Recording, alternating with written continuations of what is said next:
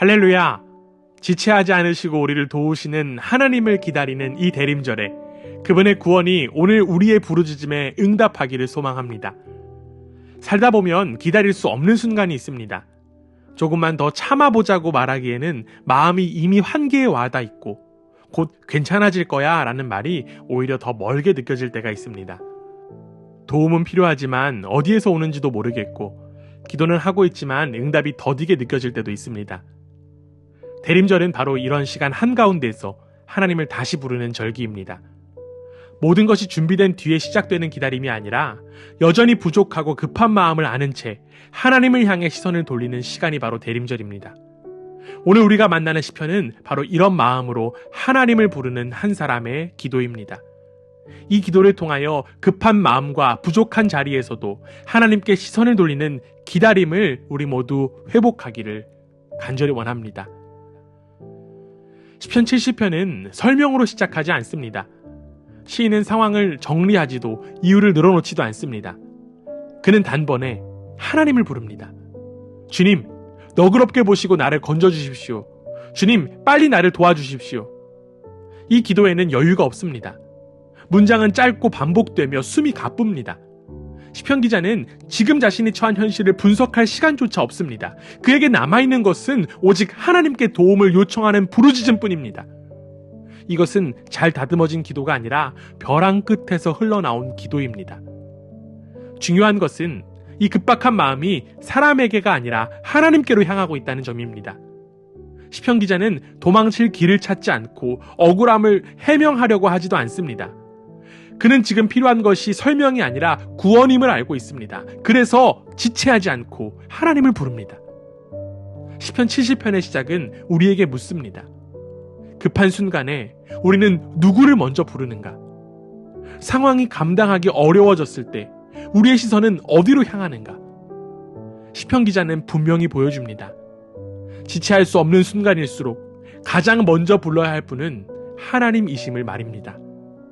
이것이 바로 대림절의 기다림의 출발점입니다. 시편 기자의 기도는 곧바로 자신을 둘러싼 현실로 이어집니다. 그의 고통은 막연한 불안이 아니라 분명한 적대 속에 겪는 위협입니다. 내 목숨을 노리는 자들이 수치를 당하게 해주십시오. 내 재난을 기뻐하는 자들이 물러나게 해주십시오. 누군가는 그의 무너짐을 기다리고 있고 누군가는 그의 실패를 즐기고 있습니다. 3절은 이 현실을 더욱더 분명하게 드러냅니다. 깔깔대며 나를 조소하는 자들이 등장한 것입니다.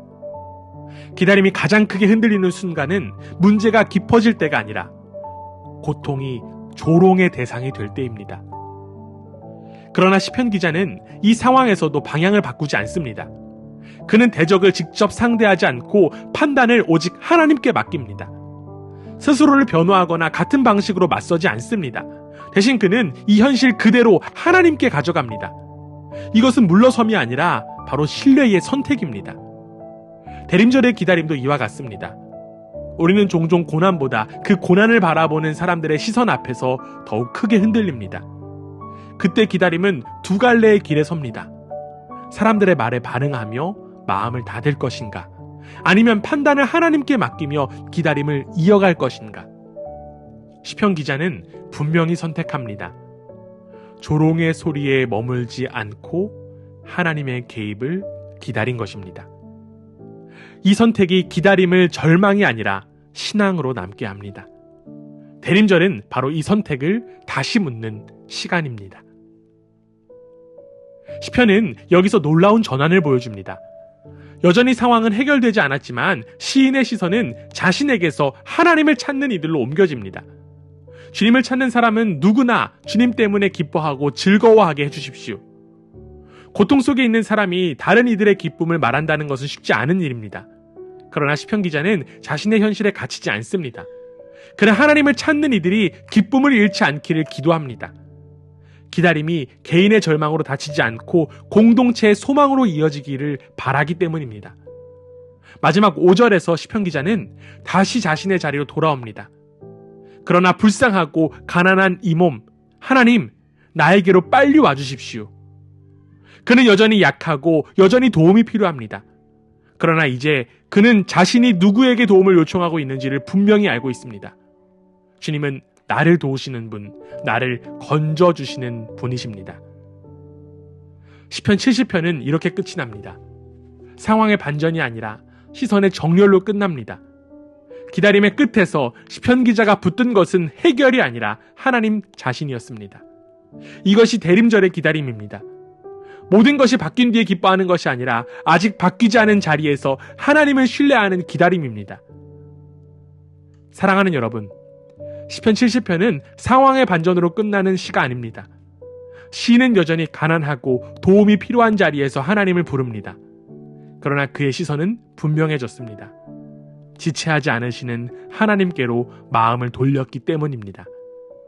마찬가지로 대림절은 모든 문제가 정리된 후에 시작되는 시간이 아닙니다.